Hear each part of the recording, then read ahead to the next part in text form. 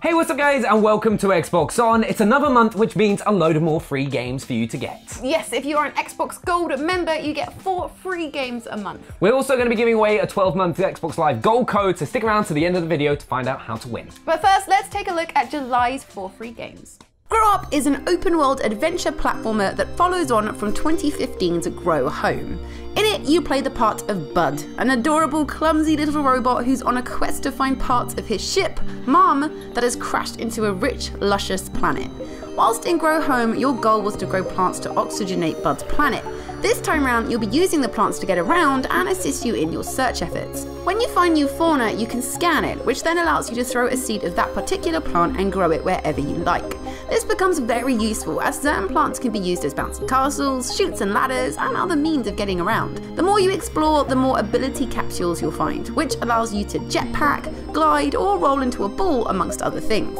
These ability upgrades are pretty cool. For example, when you're a bull, you can charge up your energy and then shoot off to areas you couldn't reach before. With the correct use of the jetpack, you can fly across landscapes at crazy speeds. Just be careful when you land, Bud can explode into little bits. One of the most satisfying aspects of Grow Up is seeing how high you can get little Bud to grow up. You'll get notified when you break your record, and looking down at your kingdom below is pretty satisfying. Just be careful if you fall off. It doesn't end well for Bud. Whilst you do have a main objective, you'll find most of the fun to be found in Grow Up is exploring the planet and working out which one of the plants can help you get around. You'll also find little creatures lying around, so why not make friends with a little crustacean whilst you're at it? A robot and a little crab as a best friend. That's a Pixar film just waiting to happen. One of the things you'll be doing most in this game is climbing. Rather than just grabbing on and pushing the analog stick up, you'll have to alternate between the left and right triggers or bumpers to control each individual hand. It can be a bit clumsy to get used to at first, but that's what Bud is, a clumsy robot. So the movement feels authentic for his character and means you just have to pay a little more attention when you're scaling those impossibly high routes. All in all, Grow Up isn't the longest game ever, but it will bring you a sense of wonder and achievement as you scale crazy heights and discover new plants. It's a rich, beautiful world, so grow up and download it this July.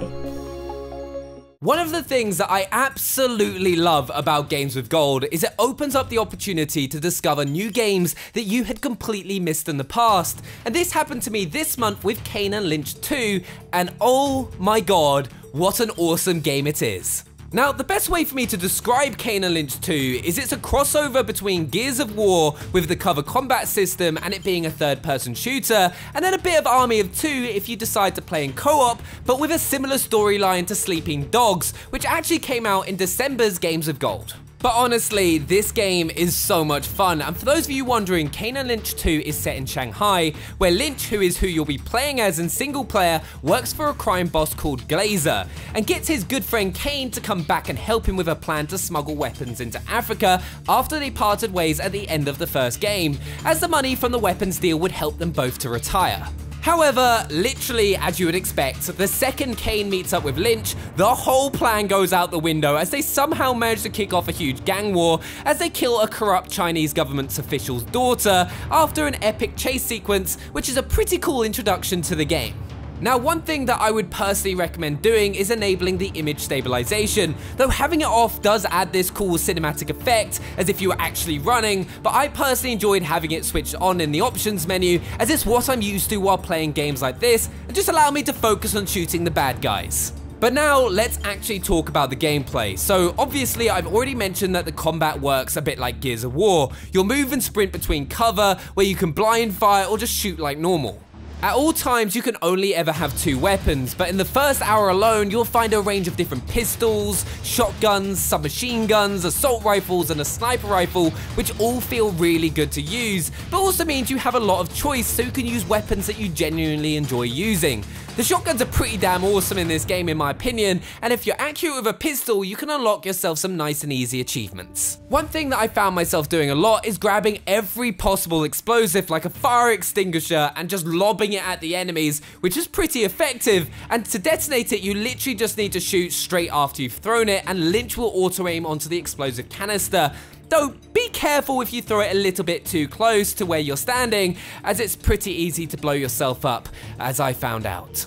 But I think one of my favourite things about Canaan Lynch 2 is the fact that it also has both Xbox Live co-op, so you can play with a friend who's also downloaded the game with Games with Gold, but there's also the option for split screen co-op, which I'll definitely be doing with my brother at some point, as I just love having the couch co-op experience. But honestly, if you want an epic third-person shooter to throw yourself into this month, I would totally recommend downloading Canaan Lynch 2 for free with Games of Gold this month and try it out with a friend. It's a lot of fun. Just as I finally collected the last few bricks in LEGO Star Wars, given away with Games with Gold a few months ago, along comes another brick-busting blockbuster to gobble up my free time. This is another case of does what it says on the tin. It's the first 4 Pirates of the Caribbean films remade with tiny plastic people. This was one of the LEGO games made back when Traveller's Tales didn't use voices from the film, forcing them to capture the spirit of the characters in the brilliant animations and retell the story using lots of sight gags. A special pat on the back for whoever animated Johnny Depp.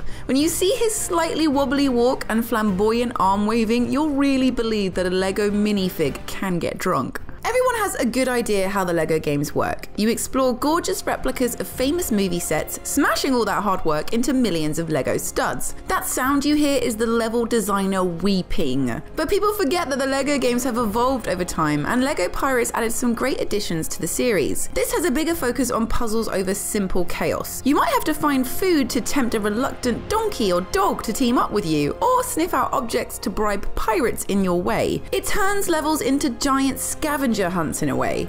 If that sounds like a chore, you're given lots of help from Jack Sparrow's famous compass. As in the film, the compass tracks what you desire. Just select your object of lust and follow the footprints in the sand. Okay, so I'm not sure what kind of person would desire some of this stuff. Old planks, anyone? But it is a fun way of bringing treasure hunts into play. I also think the boss fights are a bit better than in other LEGO games. It helps that I'm a sucker for a good old-fashioned sword fight, but these scenes have a real energy to them as you chase enemies around the scenery and leap between platforms. There are also some great set pieces that mix up the traditional action, like a level where you escape from cannibals whilst trapped in a giant spherical cage. Your mission is still to smash everything in sight, but getting to do it as a human bowling ball is a real treat. And as ever, there's loads to keep you busy here. The first 4 films each get their own campaigns, which you'll have to finish at least twice, once in story mode and returning with unlocked characters to find all the extra secrets inside. Then there are millions of studs to gobble up and all those iconic characters to unlock. It's enough to keep you tied up until next month's Games with Gold, so why not set sail with plastic Captain Jack today? This month's second Xbox One title is Rumbo, a colourful multiplayer racing game that is sure to become a couch co-op favourite. Looking at it, you might be given flashbacks to last month's speedrunners. The 2 games definitely share some DNA. As in speedrunners, you're dropped into a race feud from the side on. Your aim is to get to the front of the pack and pull the camera along so that any stragglers at the back get cut off by the scrolling screen. Unlike speedrunners, you aren't running circuits of a single track, but racing from A to B, so it has a clear focus to every single race. What really marks out Rumbo is its colour switching mechanic. As you run along the track, the background colour is constantly switching. It's not there just to distract you, but has an impact on the layout of the level, as any obstacles that are the same colour as the background will vanish completely. For example, if the background turns orange, any orange platforms will suddenly disappear, and you'll have to alter your course accordingly. It's an awesome idea, as even if you're far out in front, you can still get screwed over by a sudden track change or a shortcut that suddenly opens up for a player behind you. What makes things really crazy though is that you could be racing against 8 other people at once, meaning there are loads of bodies competing for limited space, all trying to knock each other out of the way and avoid falling off the screen. If you play local multiplayer, there's a maximum of 4 players to a game, but that's still pretty hectic to keep up with. What I really like about Rumbo is how it takes one simple idea and stretches it out into lots of different modes. Solo players can attempt to take on adventure mode, which has over 100 colour switching stages waiting to test you. Trust me, trying to lock all the medals here for best times will take you quite a long time. And if you manage to master all of that, you then have the incredibly difficult Behemoth mode, which is one long stage that hosts the hardest platforming in the game. Here you'll see the colours constantly shifting, forcing you to remember where platforms are and making leaps of faith to try and get to the end. This has the makings of an excellent World's Hardest Achievement challenge, so let us know in the comments if you managed to get through it. There's also some multiplayer variations that limit heroes to an arena for a big old punch-up. It still has the colour changing mechanics, so it's very easy for the arena to screw you over and send you falling to your death. There's loads here to keep you and your friends busy. It certainly makes a nice change from murdering everyone horribly in Canaan Lynch 2, so make sure to download it from July 16th. So there we have it. Make sure to let us know in the comments below what your favourite game of the month is. Also, if you're new to the channel, hit that subscribe button so you don't miss out on any future videos. And if you want to win that code for a year's worth of gold membership, then check the description box and click that link. And make sure to smash that like button if you enjoyed this video. We'll see you next time. Bye. Bye.